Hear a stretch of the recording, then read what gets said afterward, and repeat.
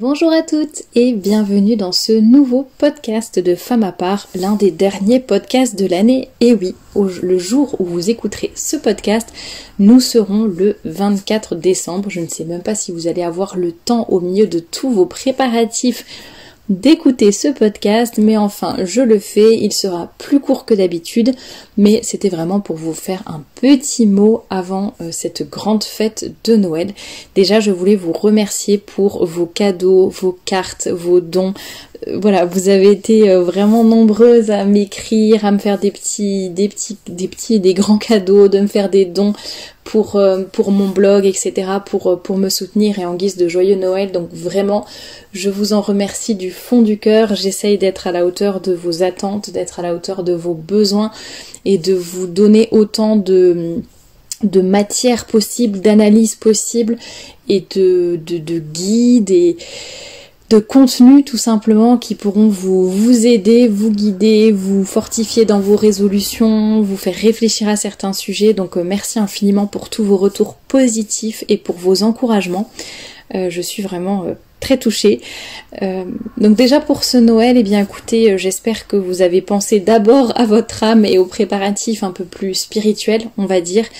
Mais j'espère aussi que vos préparatifs matériels se sont également bien passés, que vous avez pu faire tout ce que vous souhaitiez, préparer, que ce soit voilà, en nourriture, en cadeaux, etc. Et j'espère évidemment que vous pourrez tous et toutes aller à la messe de minuit. Et puis si ce n'est pas à la messe de minuit, eh bien à la messe du jour de Noël, demain. Bon voilà, sauf si vous écoutez ce podcast a posteriori. Mais en tout cas, je vous souhaite vraiment de recevoir le petit Jésus dans vos cœurs et d'être comblé par la grâce et la joie de cette belle fête de Noël. Pour toutes les personnes qui vont être peut-être seules à Noël ou j'allais dire la solitude, ça n'est pas toujours physique, parfois on est entouré de personnes mais on se sent seul quand même. Donc que ce soit la vraie solitude, vous êtes seul dans votre appartement, ou la solitude, vous êtes seul avec vos valeurs au milieu d'une horde de loups. Voilà, je suis de tout cœur avec vous, vous pouvez compter sur mes prières et surtout n'hésitez pas à m'écrire, à partager vos témoignages, à m'écrire un petit mot. Si j'ai le temps, j'échangerai avec plaisir avec vous et voilà, vous ne serez pas seul et en tout cas par la prière, par l'union des âmes, vous ne serez pas seul grâce à la communion des saints. Donc n'hésitez pas à témoigner, à me demander des prières ou à m'écrire un petit message, que ce soit en commentaire ou en privé par mail. N'hésitez pas, j'essaierai de vous répondre autant que possible et pour vous aider et vous encourager en cette période de fin d'année. Alors qu'est-ce que je pourrais vous souhaiter pour ce Noël, pour ces moments si particuliers que l'on passe souvent en famille avec des personnes que l'on n'a pas forcément choisies ou ça n'est pas forcément notre programme, nos envies, tout est un petit peu chamboulé dans le programme habituel, dans le rythme habituel, donc c'est vrai que ça n'est pas toujours facile, donc bon courage à vous tous, profitez quand même de cette belle période de fête et surtout, soyons patients avec les personnes qui nous entourent. C'est vrai que parfois on a un petit peu aussi, c'est le mois de décembre, il y a aussi une certaine fatigue physique et morale qui peut s'installer, il y a une sorte un peu, tous les préparatifs, pas forcément une certaine pression, mais en tout cas un rythme un petit peu effréné au mois de décembre et quand Noël et le Nouvel An arrivent, on a un petit peu envie de tout relâcher, peut-être même sans s'en rendre compte. Moi je me rends compte que je suis en train de parler avec mes mains alors que vous ne les voyez pas et c'est un podcast, mais c'est pas grave. En tout cas ce que je voulais vous dire c'était vraiment soyez patients avec vos proches et par rapport à toutes vos valeurs, que ce soit vos valeurs catholiques, vos valeurs chrétiennes, vos valeurs par rapport à la modestie, à la féminité, à l'élégance, même peut-être vos idées politiques ou autres, ou vos valeurs morales de façon générale, n'essayez pas forcément de convaincre tout le monde tout de suite.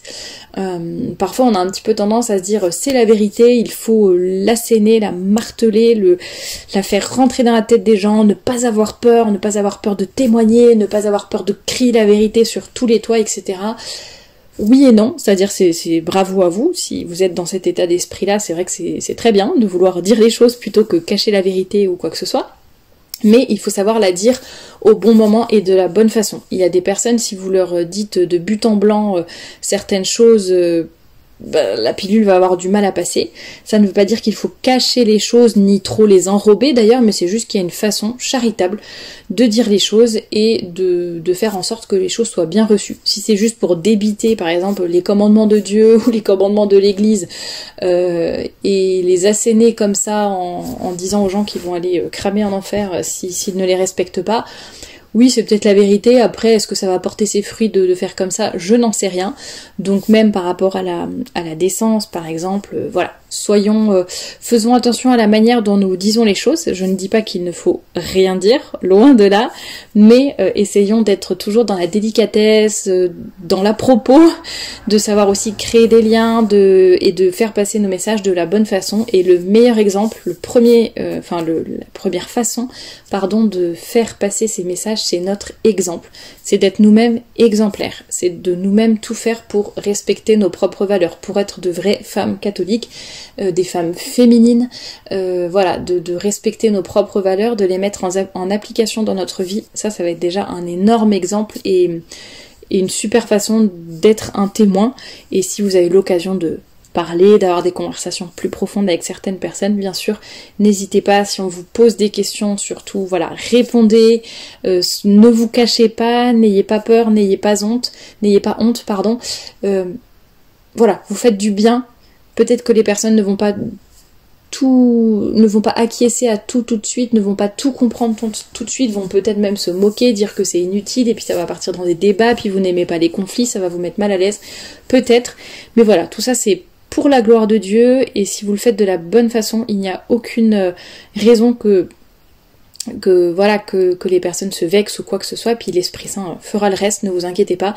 D'après mon expérience et d'après les messages que je reçois, on me dit toujours que quand les idées qu'on fait passer sont dites avec bienveillance et charité tout simplement, mais ça n'empêche pas de dire la vérité. C'est quelque chose en tout cas que j'essaye de faire sur Femme à part, que ce soit au travers des podcasts, des articles, etc. J'ai eu un nombre mais incalculable de messages, des centaines et des centaines de personnes qui m'ont déjà dit que justement ce qui les avait touchés, c'était cette disposition à dire la vérité, mais d'une façon vraiment, je vais pas dire neutre, mais d'une façon calme, d'une façon douce. Et après, les gens font leur propre choix. Les gens prennent leurs décisions. Moi, je dis les choses de la façon la plus claire possible, la plus argumentée aussi, voilà. Mais voilà, après, c'est aux personnes de prendre leurs décisions. Et beaucoup de femmes qui ne sont pas catholiques ou qui n'ont pas du tout été éduquées dans des valeurs morales ou de vertu ni quoi que ce soit, ou des personnes qui sont contre toutes ces idées, ou d'autres qui sont catholiques mais vraiment n'adhèrent pas du tout à toutes ces valeurs de décence, de modestie, m'ont déjà dit écoute, je suis pas d'accord avec toi, mais par contre je dois reconnaître tu poses les choses calmement, tu dis les choses avec bienveillance et c'est très agréable et ça donne envie de creuser le sujet, d'aller plus loin, peut-être de rentrer dans un certain débat, de réfléchir. Donc vous voyez, c'est vraiment possible de dire la vérité sans heurter les gens, sans heurter les gens, j'allais dire, il y a que la vérité qui blesse, ça peut les heurter malgré vous, mais en tout cas vous n'aurez pas dit les choses de façon désagréable. Alors autre chose à part la patience envers nos proches, les personnes qui vont nous entourer, l'exemple également que vous pouvez donner, il y a également le fait de garder vos valeurs.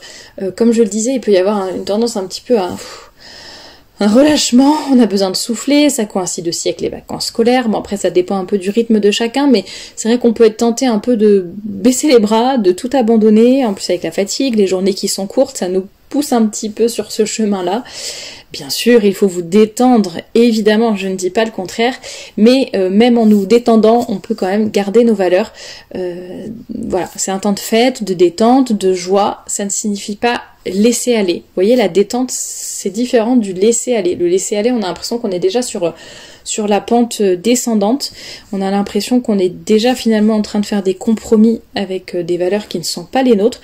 Donc on peut s'amuser, on peut se détendre, on peut se reposer, on peut arrêter de se mettre la pression aussi d'une façon toute chrétienne, toute catholique et en correspondance avec ce beau temps de Noël, et garder décence, douceur, charité, toutes ces belles valeurs, féminité, etc. et ne pas se je cherche un mot, c'est pas ne pas se compromettre, mais ne pas se trahir, quoi, ne pas trahir qui l'on est. C'est pas exactement le mot que je cherchais, mais je sais qu'il y en a quand je cherche mes mots qui sont très fortes et qui les mettent en commentaire.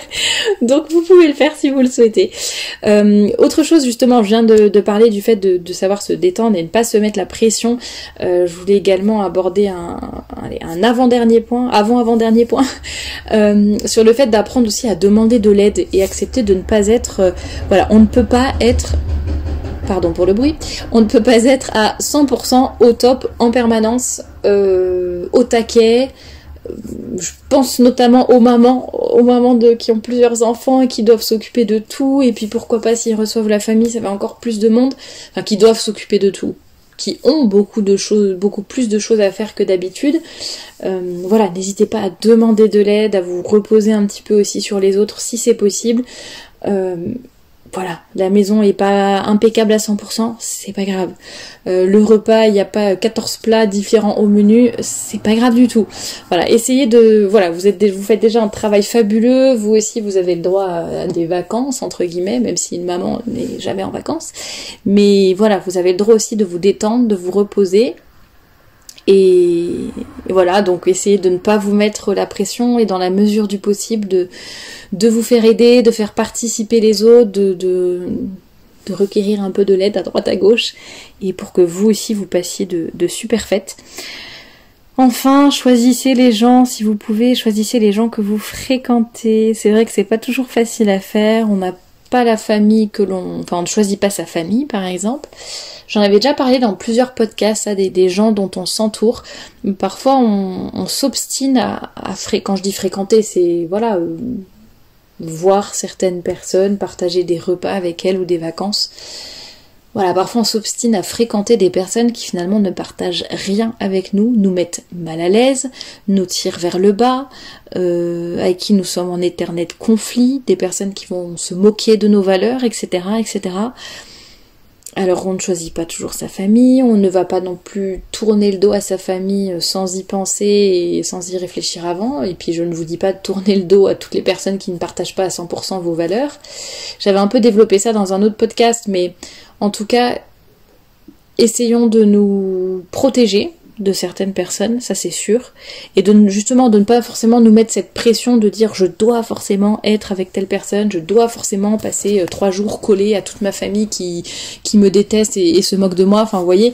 Donc essayons de garder aussi un équilibre par rapport à ça, et nous sommes la somme des 5 personnes que nous fréquentons le plus souvent, donc faisons attention à cela, demandons de l'aide aussi. Vous avez été plusieurs déjà à témoigner, notamment sur le canal Telegram, par rapport à cela, au fait, voilà, quand je rentre dans ma famille ou dans ma belle famille, comment ça se passe, etc.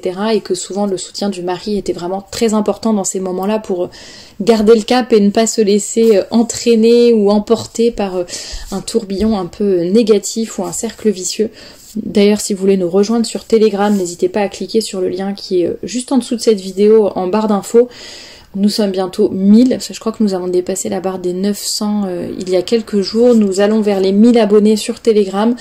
Il y a tous les matins une pensée du jour qui est publiée, tous les après-midi une question, des discussions, des débats que l'on a entre nous, donc n'hésitez pas à nous rejoindre là-bas.